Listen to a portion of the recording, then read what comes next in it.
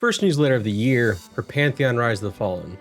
Let's see what we have in store for us. How are we gonna set the tone for the year of 2022? The year of more show and less tell. Let's see.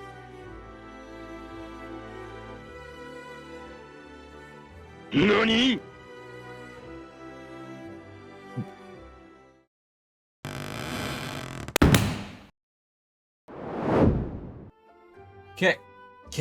Okay. Well, let's pull it together. Remember that we have a video you're here for. This year has already started off with some interesting developments with Pantheon Rise of the Fallen. I think the most interesting to me is not actually the developer stream or the newsletter, but something new that has been released called Fragments of Terminus. So what is Fragments of Terminus? Well, Fragments of Terminus is going to be part of that promise that we saw in the developer stream of shorter content, more consumable, bite-sized content. And I think they've done a very good job here. And they started with something near and dear to all of our hearts, DPS, right? You know, and boom, and casters, and explosions, and critical damage, or lack thereof in this case. So I think that we're off to a really good start. We'll get into another big reveal that we got in the developer here in just a second, but I wanted to focus the start here on this short thing. I've linked it down below, and if you are interested in checking out what some of the new content we might be expecting from Pantheon in the months to come, I think this is a good example. It's essentially highlighting the important things of developer streams of the past, in this case a VIP roundtable, so that if you want to just get kind of a surface level approach to Pantheon, not digging deep like a lot of us are here, then I think this is a great way to make this content digestible for more people. I think this goes along with what we've already seen with Pantheon, with creating new avenues for people to find and learn about Pantheon Rise of the Fallen. I think it started with the newsletters, and then going to developer streams, and then back to newsletters and including it all. And then you recently added in the podcast. I think it's a good way to kind of just show like what is going on in the world Terminus and developing, and not just thinking of the diehard audience and thinking more broadly. You know, it's a good development, I think.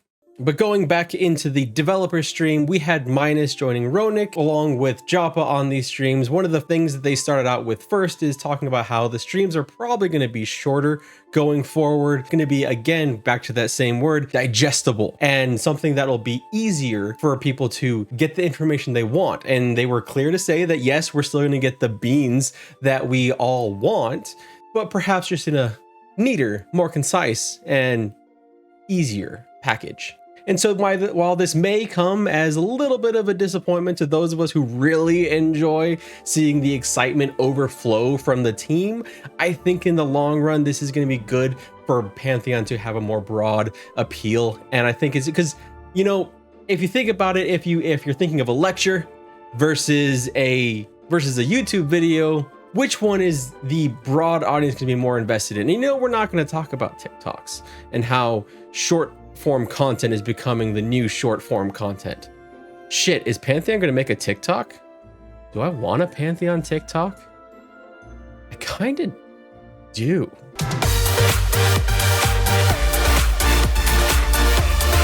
Speaking of TikTok or not, please don't. This is not an endorsement of a Pantheon TikTok.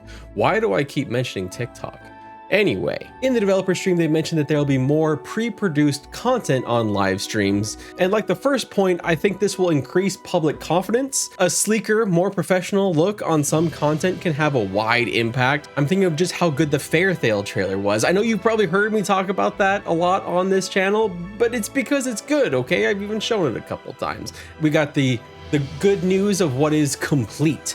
Not just what is complete, but what that actually means. And the two areas that were complete are going to be combat awareness and asset terrain. So what does complete mean? Well, that means they are complete to VR standards to begin alpha testing. This doesn't mean that they're ready for release. It means that they're ready for us to go in there and muck around with it. And so I really appreciated this explanation from VR because it kind of sets the tone. It sets the expectation that This is a traditional alpha. This is a real alpha that the road is going towards. It is not early access. It is not beta. It is not pay to play early. It's a damn actual alpha. You know, like that stage where you test and then later it gets more refined. And just as a quick note, if you are interested in seeing where we are, what are the best places to do it at any given time, yes, you can go to the PantheonMMO.com website, but I highly recommend checking out the Library of Pantheon. They have an up-to-date tracker that shows exactly where we are on the road to alpha, among all the other things that they bring to an audience in an easy-to-access package. And I really can't recommend this site enough. They're doing a great job in kind of collecting the information and putting it out there for us. I may have actually used it a little bit on this video to do a bit of research. From here, we moved on to the HDRP and talking about what the goal is with the HDRP, and that's not beautification, it's performance. Though it is looking much nicer, their goal is for Pantheon to be a beautiful game, but ultimately run like silk. Now, and I think this is incredibly important because a game can look like stepping outside, but if it runs like doo-doo, no one is gonna play it. I'm glad that VR is continuing the focus on performance, and it's a nice bonus that while doing so, it's looking great anyway. Now I'm wondering here if Nathan Napalm, who's linked down below, may have paid the devs to get this announcement here, but the two classes that were mentioned in this developer interview were Cleric and Paladin. So those two classes may be coming soon, but we still all know that Nathan's really just a dire lord. But you know, I mean, he can still keep saying that he's waiting for the Paladin. Truth will be out there when launch comes. Well, I see you, Nathan. I see you. So along with the class development, they talked about how they are tweaking how attributes and how health and mana regenerate, and they fully expect Pantheon's combat to be a strong suit for the game. And this, I think, is a really big deal because so many people have kind of pegged Pantheon as, oh, it's gonna be tab combat and it's gonna be old school and it's gonna be very boring. But I don't think people are really understanding how interesting and unique combat can be, especially when you're adding in so much strategy, which Pantheon seems to be really doing that. I think with the disposition system, that alone will add an extra layer of combat within the game. But going further than that, one of the biggest things, in my opinion, working in Pantheon's favor for making the combat engaging is that it's moving away from the trifecta of games like World of Warcraft, which was kind of done all the way back in 2004, and that's longer ago than I want to think about. Then returning to the 4-role party by adding a support role similar to EverQuest, for example. Or if you're a D&D player, think of like control classes. This, I believe, increases the potential complexity in any given encounter. It adds for more strategy, both for the players tackling the counter and the NPCs countering the players. So this next one, I admit that I don't know what the hell is going on, but you might, to a complete layman, from my standpoint, what I heard, which could be completely wrong, I'm going to be upfront with that, is that what they're doing with the network stack is making things smoother. I've linked in the card the original video, which has helpful chapters so you can jump directly to it. Joppa said that networking, the quality of networking, is one of the most important parts of making an online game. One of the last big mountains they've needed to climb. And Kyle, who is working on it, has a passion for it. Work on the networking stack has officially begun, and it's ongoing. More info is to come in the coming months, but I think once this big piece is done, then we'll start seeing a lot of the dominoes fall. Because I mean, one of the examples they used was pet classes and how creating a new pet was creating extra strain on the network.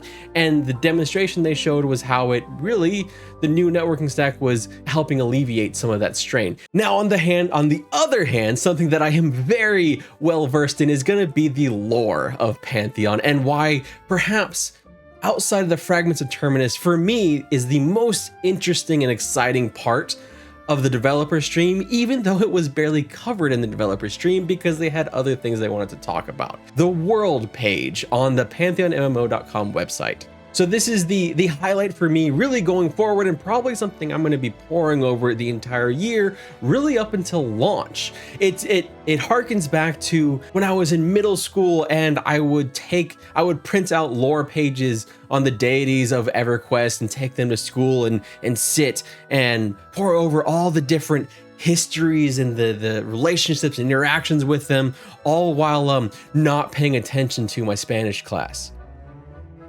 ¿Dónde está Tortuga? Tortuga está en los pantalones. I passed a test with that. I probably shouldn't have. My teacher was nice. But lore is essential to an MMO, I think, and I know that I'll get some pushback on that, but as I've talked about before in an older video about how important lore is, it makes the world feel real, and it's things that you may not even notice all the time. It doesn't have to be story that you sit and read. Lore can be a lot of things. It's essentially world building, and if you're gonna be immersed in the world, you kind of need world building. The materials library was one of the next things they covered, and we got some really pretty images showing and renders and things showing these different metal materials that are going to be in game, all without names, on purpose to create some of that mystery. But one of the things that immediately took me back to was Ultima Online. And I don't know if any of you are old enough to remember Ultima Online. Perhaps I'm dating myself here a little bit, but in Ultima Online, it was so cool to be able to run around and see someone in armor and know that person's in Valorite. That person has the top tier armor because of the color and consistency of that armor, or weapons, or whatever. So not only is it going to be cool for us, but having this library where you can take this is rusted or this is polished and